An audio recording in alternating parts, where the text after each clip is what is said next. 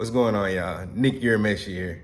I wanted to take the time out to actually pay my respects to Jason David Frank with this video. I took some time and actually just thought about it, whether or not I actually wanted to do this, honestly, but I never actually got to meet the guy, you know what I'm saying? I never got the chance to actually go to a Comic-Con or different Power Ranger events that dude would show up to and stuff. I never actually got that chance, so I wanted to make this video to actually, establish I had a pretty big, love for Power Rangers growing up. And,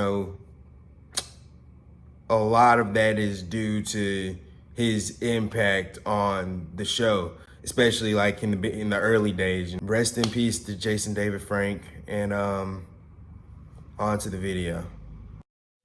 It starts off with the team reacting to the fact that Tommy, the main character of the show, is coming back. Also, rest in peace to Trini's actor, Tui Trong. She actually died back in 2001. So Lord Zed's A5 Wagyu face ass decides that this is the perfect time to steal the Green Ranger, make him evil again. Same plot from the first season, I guess. Well, kinda, not really though.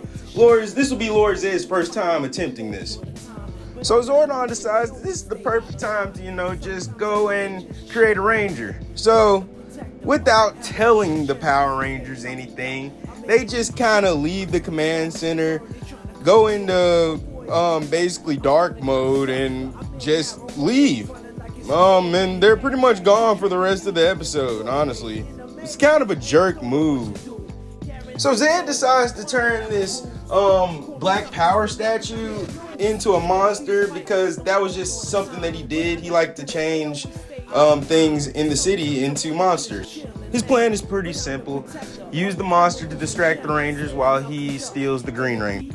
Bulk and Skull are here too. They're up to their usual Two Stooge antics. They end up noticing a flying comet that's coming down, crashes down into the ground or whatever. And basically, it's Rita. And when they find this, they end up kind of coming up with this weird idea that they can basically find out who the Power Rangers are by finding out whatever is in this trash can. And honestly, they're right, weirdly enough. There's a lot of plot lines going on right now, honestly. So the Rangers end up basically finding out about all these plot lines, and yeah, this is when this happened. Major Funky.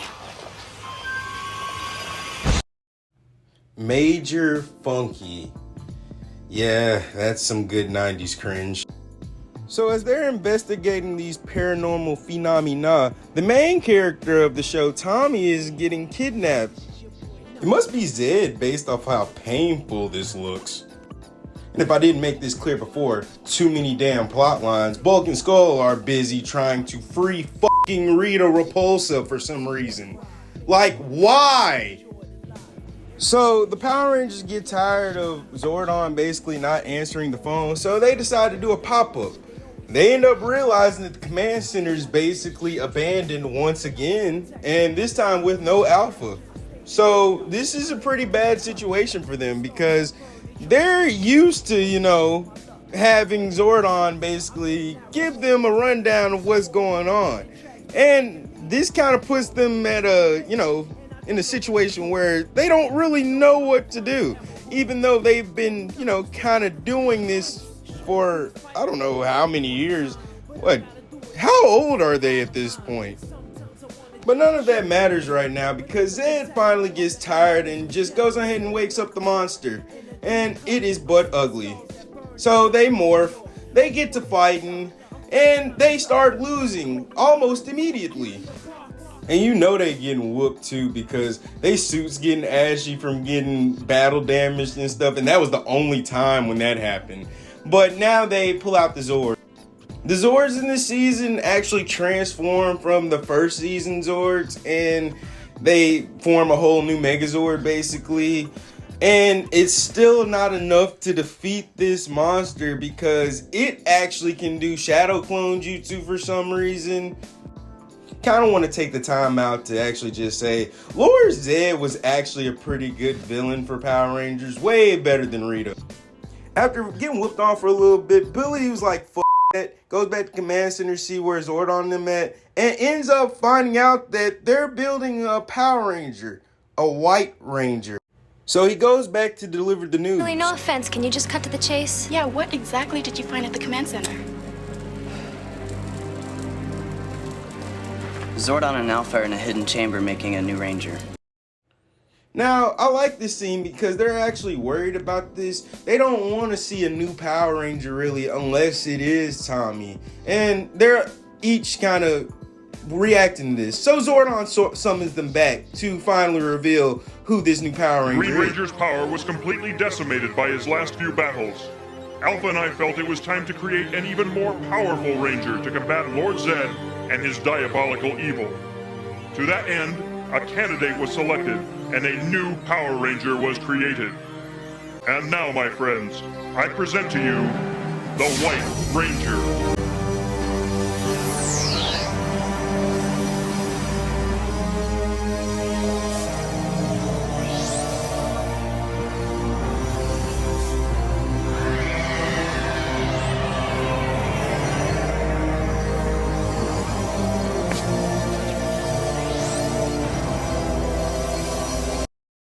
Man, I ain't even gonna hold y'all. I love everything about this scene. It speaks to the inner Power Ranger fan in me. You know what I'm saying? Just knowing who's under the mask and everything and how they're treating him in this moment. Dude is literally descending like a god from the heavens right now. It's just awesome. So as the mysterious figure reveals himself, Kimberly faints. And it's really just to set up this scene right here so she can be all googly eyed. Guess who's back? I don't believe it. What's up, man? I can't hold it in anymore. Bro, it's the coldest, I swear. I don't care what nobody say. Like, y'all can talk bad about me all y'all want to. Tommy will forever be the coldest Power Ranger ever. And honestly, I'll put him up there with some of your favorite superheroes because he's one of my favorite superheroes. Because he is a superhero. So the main character of our story goes ahead and decides to give the monster the giant robot paws, and tell me if y'all remember this. All right, there he is. You don't gotta thank me for the nostalgia bomb. Just subscribe. So basically, this just becomes the Tommy episode. A whole lot of White Ranger power, basically.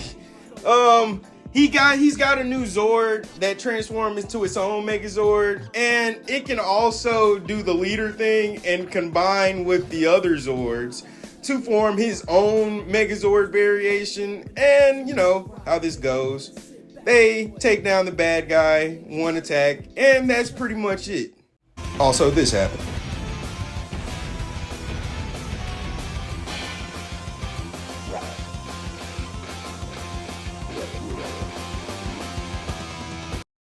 So to clear up any lingering plot threads, Bulk and Skull actually do end up getting Rita out of the trash can, but they faint and the Rangers pretty much find Rita before she can do anything. So they basically put her back in the jar, and that's it. They send her back out to space, and that's the end of this episode.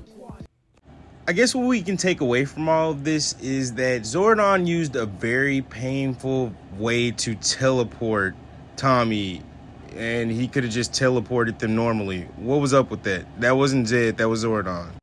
I gotta admit, I had fun making this video.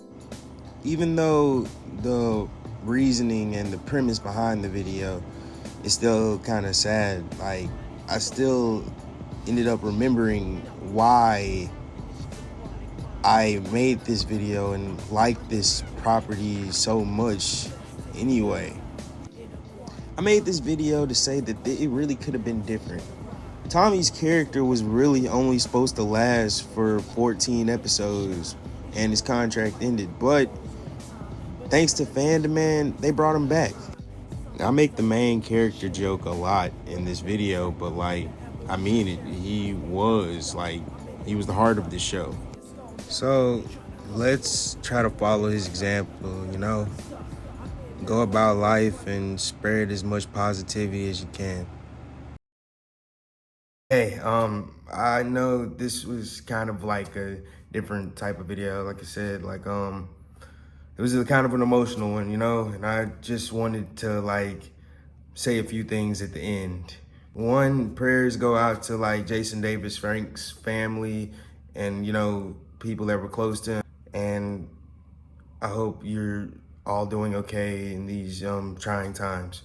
If any one of you, you know what I'm saying, is like going through anything, like, you know, I've been there, like, you know, depression, it's no joke. Like, please reach out to someone, please.